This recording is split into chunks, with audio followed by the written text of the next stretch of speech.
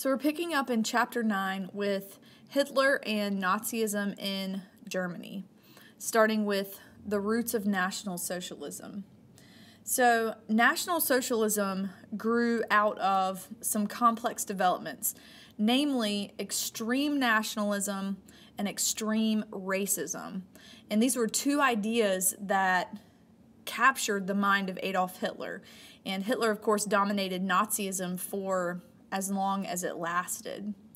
So when Hitler was younger, he had moved to Vienna, and there he was exposed to extreme Austro-German nationalists who believed that the Germans were a superior people and that they were the natural rulers of Central Europe.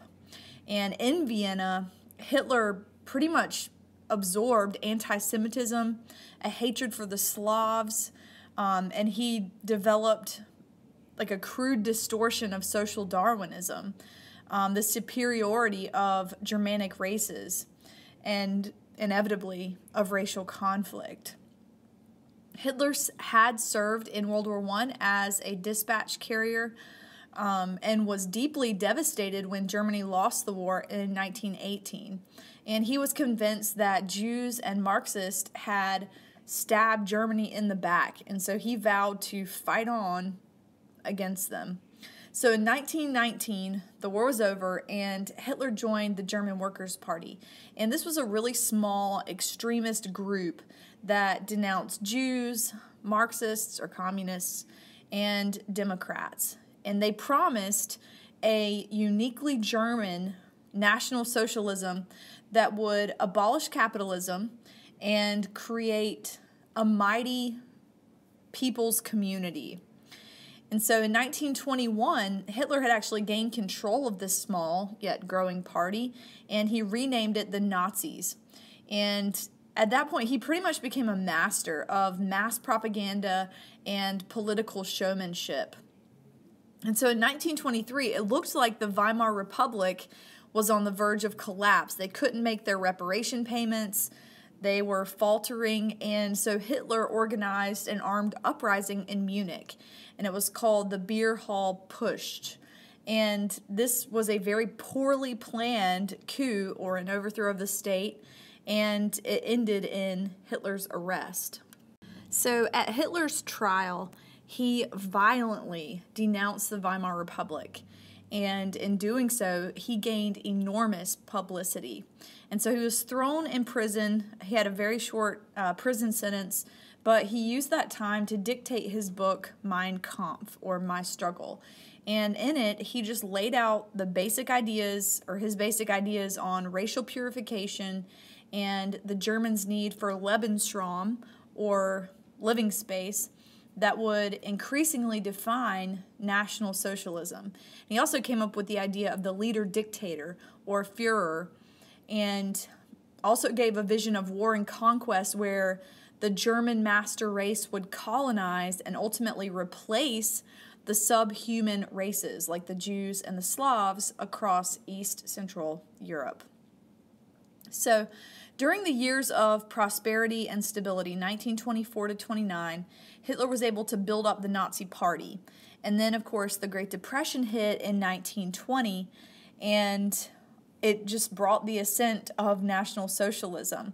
Hitler had promised political salvation, economic salvation in his appeal for a broad spectrum of voters. And so because he looked like he might be a savior, he gained voters from the middle class, lower middle class, skilled workers who were striving for middle class status. And these people were gripped with fear because the bankruptcies were increasing, unemployment was soaring, the communists were making gains, which scared some people. So voters really deserted from conservative and moderate parties for the Nazis, and they were able to become the largest party in the Reichstag after the election of 1932. Not to mention, Chancellor Heinrich Brüning's conservative policies had made Germany's economic collapse worse after 1930. And so that also convinced many people that they should vote instead for Hitler. Not to mention the fact that Hitler excelled in dirty backroom politics. The Weimar Republic was decaying, and he used that to gain support of the key leaders in the army, key leaders of big business who thought that they could use Hitler for their own advantage once he was elected. And so they accepted his demand to be appointed chancellor in a coalition government because they thought he could be used and controlled. And so Hitler was actually legally appointed chancellor by President Hindenburg on January 30th, 1933. State and society in Nazi Germany. So after this, Hitler moved rapidly in order to consolidate power and to establish an unshakable dictatorship that would pursue this Nazi program. And so the Reichstag was partly destroyed by fire during the election campaign of 1933, and Hitler blamed the Communist Party and then convinced President Hindenburg to sign dictatorial emergency acts that abolished freedom of speech, freedom of assembly, and most personal liberties. And so in the next election, the Nazis only won 44% of the vote, and so Hitler outlawed the Communist Party. He arrested their parliamentary representatives and pushed through the so-called Enabling Act on March 23rd, 1933, which the Enabling Act gave him absolute dictatorial power for 4 years. So the Nazis kind of deceitfully stressed legality as they continued to smash or control all independent organizations, not to mention their divide and conquer techniques, and just disarming all opposition until it was too late for effective resistance. So Germany essentially became a one-party Nazi state, and this new regime took over the government bureaucracy. They put Nazis in top positions, and at the same time created a bunch of overlapping Nazi Party organizations that were responsible only to Hitler. So once the Nazis were firmly in control, Hitler and the Nazi Party began to construct a National Socialist society that was defined by unity and racial exclusion. And their first step was to eliminate their political enemies. So they arrested communists, they arrested social democrats, union leaders, they outlawed strikes, they abolished independent labor unions, and then Hitler turned on his own party and purged the Nazis of their more extremist elements, including the leadership of the stormtroopers, the SA, because some of them were talking about a second revolution. And so in 1934, Hitler's elite personal guard, the SS, arrested and shot without trial about 1,000 SA leaders and political enemies. And this was done under Heinrich Himmler, but the SS took over the political police and the concentration camp system. So then it was time for Hitler to act on the vision of racial purity.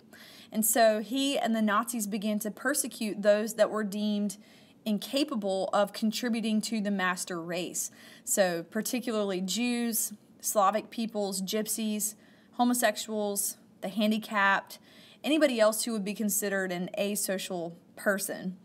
So in the Nazi racial state, this race hatred, barbarism was actually institutionalized, and there were university academies that wrote studies and proposed research that presented prejudice in the guise of enlightened science and tried to demonize outsider groups so that the German people would feel unified as a powerful German race. So by 1934, most of the Jewish professionals had been banned from their occupations. In 1935, the Nuremberg laws were passed that classified as Jewish anyone having 3 or more Jewish grandparents, and it also deprived Jewish citizens of most or many of their basic civil rights. So, and then in late 1938, the assault on the Jews grew with a very well-organized wave of violence. It was called Kristallnacht, or Night of Broken Glass. And During this night, the Nazi gangs smashed windows, they looted Jewish-owned shops, they destroyed homes and synagogues as well. Popular support for National Socialism. So the Nazi Party used a combination of coercion and reward to win popular support for this new racial state. And the German master race experienced all kinds of new opportunities, and they really benefited from Nazi ideologies of race. Hitler had promised economic recovery, work and bread, and he delivered on that. He launched a large public works program that would help pull Germany out of the Depression, and it was successful. By 1938, unemployment was about 2%, and the standard of living for the average employed worker had increased moderately, and business profits had risen as well. Ordinary Germans also benefited from the persecution of the Jews, because like we said, Jews were forced out of their jobs and homes, and so Germans stepped in to take their places, buying up businesses and homes at rock-bottom prices in this process of Aryanization. The Nazis did attempt to control the private lives of its citizens and the leisure time of ordinary Germans. And so they did this through state-sponsored programs like the one called Strength Through Joy that set up exercise classes and beautified workplaces. They actually took working-class Germans on free vacations. They promised to liberate women from women's liberation. And so the Nazi ideology there was that they wanted women to return to traditional family values, not to be liberated. They discouraged women from holding jobs, and they actually discouraged women from higher education and working outside the home even by glorifying domesticity and motherhood. And there were actually tax breaks for the more children that you had. There are very few historians today that believe that Hitler and the Nazis brought real social revolution, but Hitler's rule did correspond with a time of economic growth, and so the Nazis did continually keep that in front of the people. Hey, look, we brought you out of economic struggle, and so he continued to gain support. Not all Germans supported Hitler, though. There were a number of German groups that actively resisted him after 1933. They weren't really successful, one, because they couldn't really unify their efforts, and two, the Nazis would have them repressed, arrested, or executed as political enemies. Aggression and appeasement.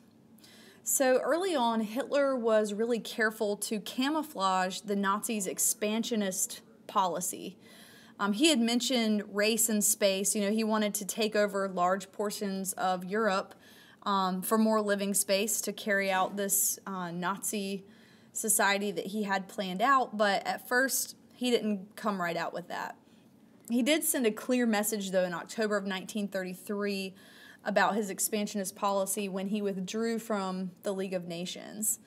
Then in March of 1935, he openly proclaimed that Germany would also no longer abide by the disarmament clauses of the Treaty of Versailles, and then began to build up the German army. At that time, France, Italy, and Great Britain protested this strongly, and they warned against future aggressive actions. But their unity that they had early on quickly collapsed, and the British adopted the policy of appeasement, where they granted Hitler pretty much everything he could reasonably want and more in order to avoid war with him. There were many powerful conservatives in Britain that underestimated Hitler. They thought that their real enemy was Soviet communism, and that maybe they could use Hitler to help stop Soviet communism if they needed him to. So in March 1936, Hitler begins to expand. He marched his armies into the demilitarized Rhineland, violating the Treaty of Versailles and the Treaty of Locarno, and the British didn't act in the name of appeasement, and France couldn't really act without British support. So Hitler was emboldened by this, and he enlisted powerful allies in the Nazi cause. He established the Rome-Berlin axis with Italy in 1936, and then permitted Japan to avoid the Axis alliance as well. So in Spain during this time, a Republican government had been elected, and there was a general who was attempting to overthrow that government. So Germany and Italy intervened in this, and this was the Spanish Civil War, took place 1936 to 39, and they gave military aid to General Francisco Franco and helped him overthrow the democratically elected Republican government in favor of a fascist dictatorship led by Franco. Hitler then moved forward with his plans to crush Austria and Czechoslovakia, trying to gain more living space in the east. And so he initiated the Austrian Anschluss, or annexation, in March of 1938, and German armies moved in pretty much unopposed, and the Nazis took control of the Austrian government. Hitler then moved toward Czechoslovakia, and he demanded that if there was an area that was mostly inhabited by Germans in western Czechoslovakia, or the Sudetenland, then it should be given to Nazi Germany. And appeasement triumphed again, as Neville Chamberlain of Great Britain did nothing to stop Hitler in doing that. In fact, Neville Chamberlain and the French agreed with Hitler that Germany should immediately take over Sudetenland, since most of the people there were ethnically German. Czechoslovakia, of course, was sold out by the Western powers, and the peace that Chamberlain was hoping for was very short-lived, because in March of 1939, Hitler went in and occupied the rest of Czechoslovakia. So Hitler finally roused Chamberlain with that move, and Chamberlain declared that France and Britain would fight if Hitler then attacked Poland. Well, Hitler did not take that seriously, so he signed the non-aggression pact with Stalin, and a secret clause was in there that divided Poland and East Central Europe into German and Soviet zones. So on September 1st, 1939, World War II officially began when German armies and warplanes smashed into Poland from 3 sides. And 2 days later, the British and the French declared war on Germany. So we'll pick up in the next video with the Second World War.